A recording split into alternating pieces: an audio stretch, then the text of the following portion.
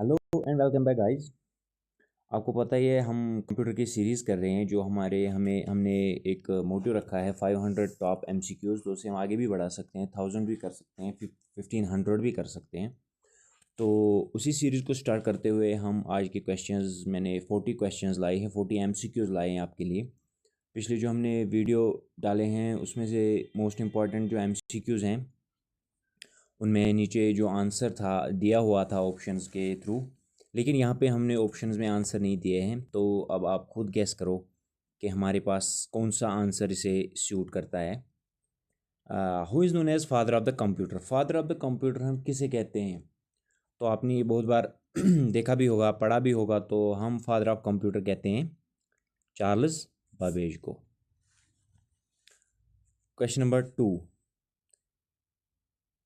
The first generation of computers primarily used which electronic component. तो जो हमारा जो फर्स्ट जनरेशन था, पहली बार हमने जब कंप्यूटर बनाया उसमें कौन सा कंपोनेंट, इलेक्ट्रॉनिक कंपोनेंट है जो बिजली पे काम करता था, वो कौन सा था? ट्रांजिस्टर्स थे, इंटीग्रेटेड सर्किट्स थे, आईसीज, माइक्रो प्रोसेसर्स थे, या वैक्यूम ट्यूब्स थे? तो सिंपली हमारा जो आंसर रहेगा वो रहेगा vacuum tubes. Question number 3, which technology was used in the third generation of computers. तो अब हम जनरेशन के हिसाब से चल रहे हैं कि हमारी जो थर्ड जनरेशन थी उसमें कौन सी चीज़ें यूज़ होती थी। ऑप्शन है हमारे पास vacuum tubes, transistors, integrated chips, और जो चौथा ऑप्शन है वो हमारा नीचे है लेकिन उसमें से हमें आंसर नहीं है। इन तीनों में से हमारा जो आंसर है वो रहेगा इंटीग्रेटेड चिप्स। जो थर्ड जनरेशन हमारी थी उसमें क्या होता था, उसमें आईसीज यूज़ होती थी। पहले वैक्यूम ट्यूब्स, सेकंड में ट्रांजिस्टर्स, फिर आईसीज होती थी यूज़। क्वेश्चन नंबर नेक्स्ट,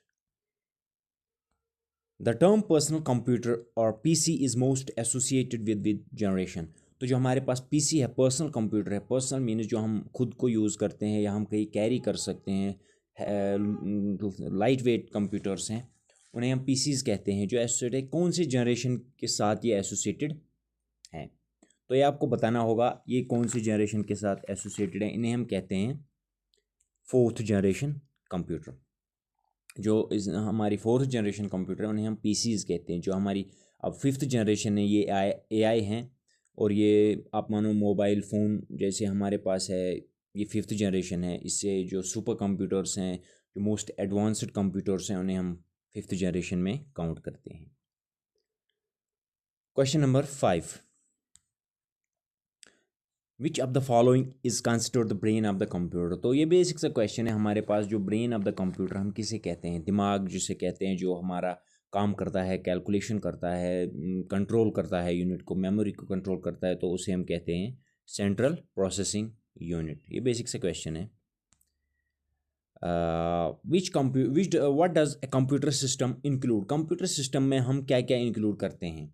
पहला ऑप्शन है हमारे पास हार्डवेयर, दूसरा ऑप्शन है सॉफ्टवेयर, पेरिफेरल डिवाइसेस, या ऑल ऑफ द अबव। तो हमारे पास जो ऑप्शंस हैं यहाँ पे, हार्डवेयर जो हमारा वो कंपोनेंट है जिसे हम टच करते हैं, देखते हैं, तो वो हार्डवेयर हो गया। सॉफ्टवेयर हमारे पास है, ऑपरेटिंग सिस्टम है या एप्लीकेशन सॉफ्टवेयर्स हैं जिन्हें हम खाली यूज़ कर सकते हैं, टच नहीं कर सकते, इंस्टॉल करते हैं, वो होते हैं सॉफ्टवेयर। पेरिफेरल डिवाइसेस वो डिवाइसेस होती हैं जो हम कनेक्ट करते हैं अपने सिस्टम के साथ। फॉर एग्जांपल माउस है, या प्रिंटर है, या कीबोर्ड है, इन्हें हम कहते हैं peripheral devices.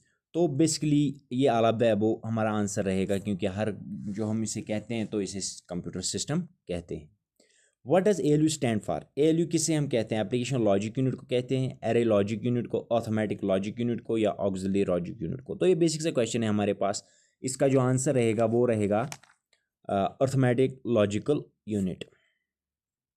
Question number next, जो हमारा सेक्शन 2 रहेगा, इसमें मेमोरी एंड डेटा यूनिट इसका रहेगा।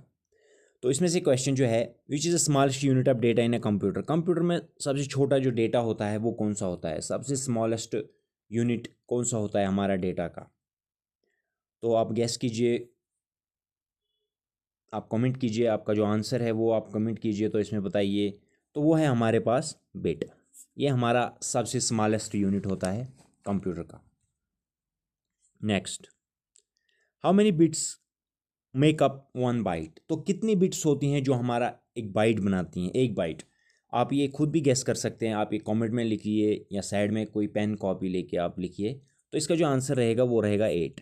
8 जो बिट्स होती हैं वो हमारा एक बाइट बनाती हैं। Question number next, which type of memory is volatile. तो बेसिक सा क्वेश्चन है, हमने पिछली वीडियोज़ में भी पढ़े हैं ऐसे ऐसे क्वेश्चंस और समझाया है उनको एक्सप्लेनेशन के साथ, लेकिन अभी हम इस टाइम हमारा वीडियो लंबा नहीं जाना चाहिए। 40 क्वेश्चंस हैं तो इनको जल्दी हम फिनिश करेंगे। आपका जो आपको MCQs टाइप जो आपको सिर्फ इनको ध्यान रखना है कि कैसे जो एक्सप्लेनेशन के साथ पढ़ने हैं। तो जो हमारे पिछले वीडियो हैं उनमें से आप देख सकते हैं, वो एक्सप्लेन किया है मैंने अच्छे से। Which type of memory is volatile. तो वोलाटाइल हम किसे कहते हैं ये आप बताइए मुझे। वोलाटाइल, इसमें से वोलाटाइल कौन कौन सी है। तो मैंने पहले भी बताया था, वोलाटाइल जो हमारे पास है, जो रोम है वो हमारे पास है नॉन वोलाटाइल, SSD हमारे पास नॉन वोलाटाइल, फ्लश हमारे पास नॉन वोलाटाइल, और रैम जो हमारे पास है वो है वोलाटाइल मेमोरी। ठीक है। Question number next, the memory used for temporary storage while the program is running. तो कौन सी मेमोरी है जो टेम्पोररी हमारा ये इंफॉर्मेशन लेती है, प्रोग्राम जैसे हम काम करते हैं सिस्टम पे, इसमें ये काम करता है, टेम्पोररी काम हमारा करता है। तो वो कौन सा है, वो है हमारे पास सी पार्ट प्राइमरी मेमोरी। जो प्राइमरी मेमोरी होती है उसमें से क्या होता है, जो हम सिस्टम पे काम करते हैं, ये हमारा सारा काम होता है रैम पे। तो इसके बाद जब सेव करते हैं तो वो जाता है रोम में। What does Rome stand for, ROM। तो इसे हम क्या कहते हैं, रोम को क्या कहते हैं हम, ये किस इसकी जो शॉर्ट फॉर्म है ये है रोम। तो फुल फॉर्म है इसकी random read only memory. Sorry, ये रैम नहीं है, ये रीड ऑनली मेमोरी। तो हमारे पास है C part, read only memory. ठीक है। Question number next, the main advantage of using an SSD over an HDD is. तो हमारे पास जो मेन एडवांटेज है, हमारे पास फ़ायदा क्या है जो SSD को हम यूज़ करेंगे ओवर HDD के बदले हम SSD को यूज़ करेंगे। तो आप इसे गैस कीजिए।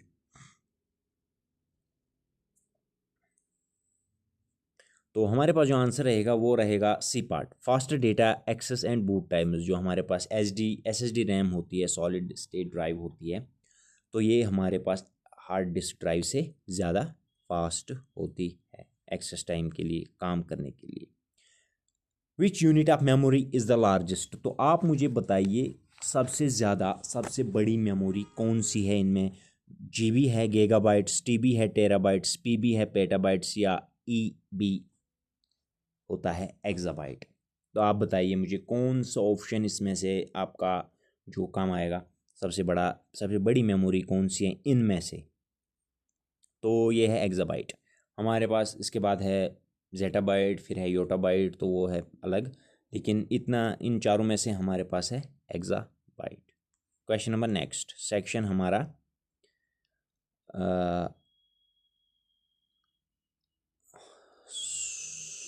सॉरी यस एक्साबाइट है। सेक्शन थर्ड है हमारा इनपुट आउटपुट एंड पेरिफेरल्स। तो मैंने अभी बताया इनपुट जो हम यहाँ से डेटा देते हैं, आउटपुट जो वहाँ से वापस डेटा आता है, और पेरिफेरल डिवाइसेस होते हैं, पेरिफेरल डिवाइसेस जो हम कंप्यूटर के साथ कनेक्ट करते हैं। फॉर एग्जांपल माउस है हमारा, कीबोर्ड है, डेटा केबल के थ्रू हम हार्ड ड्राइव यूज़ करते हैं, वो होता है। जो एक्सटर्नल डिवाइसेस होती हैं, कनेक्ट होती हैं उसके साथ, उन्हें कहते हैं। Which are the following sorry which are the following is an example of an output device. तो हमारे पास आउटपुट डिवाइस कौन से इनमें, कीबोर्ड नहीं, ये हम यहाँ से ही डेटा देते हैं। माउस, इसको हम यहीं से देते हैं।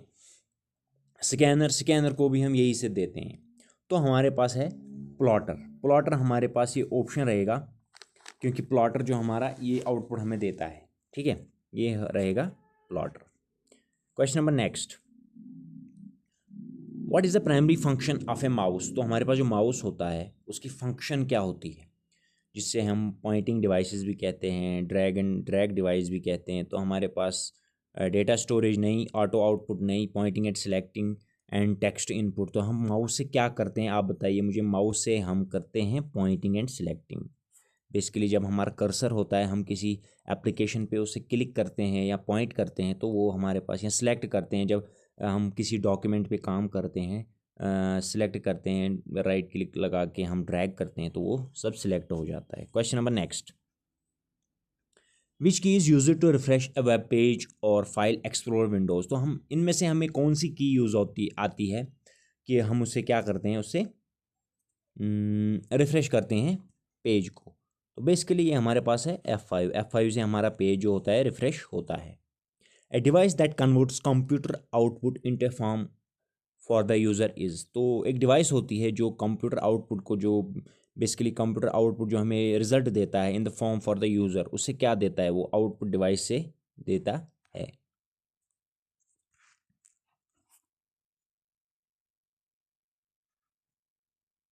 Wait, a device that converts computer output into form for the user is, जो हमारा डिवाइस होता है जो कन्वर्ट करता है कंप्यूटर आउटपुट जो हमारा देता है in the form of the user is interface device.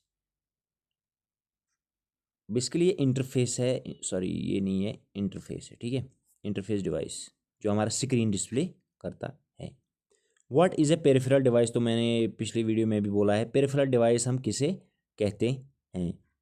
Peripheral device a type of software नहीं है, a main component inside the central processing unit ये भी नहीं है, an external device connected to a computer, basically यही है exactly, any external device connected to a computer, कोई भी डिवाइस हम कंप्यूटर के साथ जो कनेक्ट करते हैं उसे हम कहते हैं peripheral device. Which port is commonly use to connect a monitor to the computer, तो हम किस पोर्ट को काम में लाते हैं, connect a monitor to a computer, computer के साथ हम मॉनिटर को कनेक्ट करते हैं, तो वो कौन सा है, वो है basically HDMI VGA high definition, या VGA वीडियो ग्राफिक्स एरे, तो हमारा यही काम आता है उस पर। जो यहाँ पे USB होता है ये हमारा माउस और कीबोर्ड कनेक्ट करता है। इथरनेट से हम इंटरनेट केबल कनेक्ट करते हैं। PS2 पावर स्टेशन 2 होता है, इसे हम क्या करते हैं, जो पुराने सिस्टम्स में होती थी उनका वो होता था माउस और जो कीबोर्ड होता था उनमें से USB टाइप नहीं होता था, थोड़ा राउंड शेप्ड होता था, उनमें कुछ किल्स होते थे, दैट टाइप का था, उसे कनेक्ट करते थे। Section 4 software and operating system, तो हमारा सॉफ्टवेयर जो हमारा सेक्शन 4 है ये है सॉफ्टवेयर एंड ऑपरेटिंग सिस्टम। हम थोड़ा सा इसमें देखेंगे what is the main purpose of an operating system. तो ऑपरेटिंग सिस्टम का मेन पर्पस क्या होता है हमारे पास, to only run applications, to only manage memory, to manage hardware and software resources, to drive graphics. तो हमारे पास जो ऑपरेटिंग सिस्टम का जो फंक्शन है वो है to manage hardware and software resources. ये हमारे पास हार्डवेयर को भी काम में लाता है और सॉफ्टवेयर के कैसे लाता है, जब हम सिस्टम को ऑन करते हैं तो ये अंदर से बायोस को कनेक्ट करता है, बेसिक इनपुट आउट सिस्टम उसको चेक करता है टोटली क्या ये वर्क करते हैं, जिसे हम पोस्ट कहते हैं, POST, power on self test. जब पावर ऑन होता है सिस्टम का तो ये खुद टेस्ट करता है कि मुझे कौन कौन सा ये एप्लीकेशंस कनेक्ट हैं, कौन कौन से डिवाइसेस कनेक्ट हैं, उनमें से सब कुछ नॉर्मल चल रहा है तो ये हमारा काम आता है।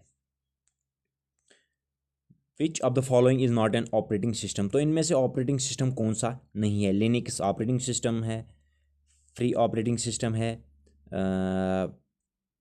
मैक ऑपरेटिंग सिस्टम है, एग्जैक्टली विंडोज़ ऑपरेटिंग सिस्टम है, माइक्रोसॉफ्ट वर्ड जो हमारे पास है ये एक एप्लीकेशन सॉफ्टवेयर है, ये हमारे पास ऑपरेटिंग सिस्टम नहीं है।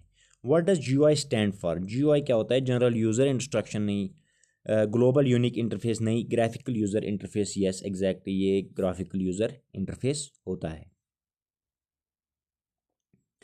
Compiler is a software program that converts, तो कंपाइलर जो होता है हमारे पास ये एक सॉफ्टवेयर होता है, ये क्या करता है, compiler is a software program that converts, ये कन्वर्ट क्या करता है, ये मशीन कोड को असेंबली में करता है, हाई लेवल लैंग्वेज को मशीन लैंग्वेज में करता है, असेंबली लैंग्वेज को मशीन लैंग्वेज में करता है,